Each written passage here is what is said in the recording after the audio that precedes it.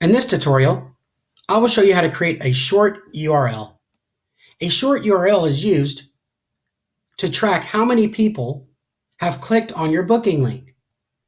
This is how you track how many people are interested in booking an appointment.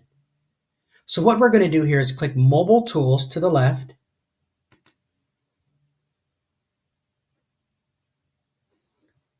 URL Shortener, the bottom left-hand corner,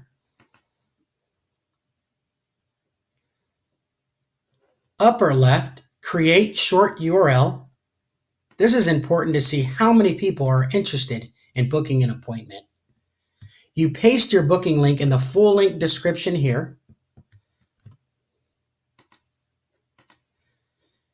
This description is for your personal use. So let's say massage booking link.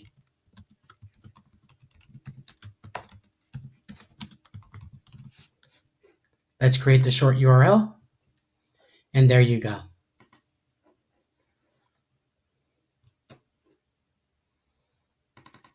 Copy your short URL here and paste this link into your text messages so you can see how many people are interested in booking your appointment. Thanks for watching this video.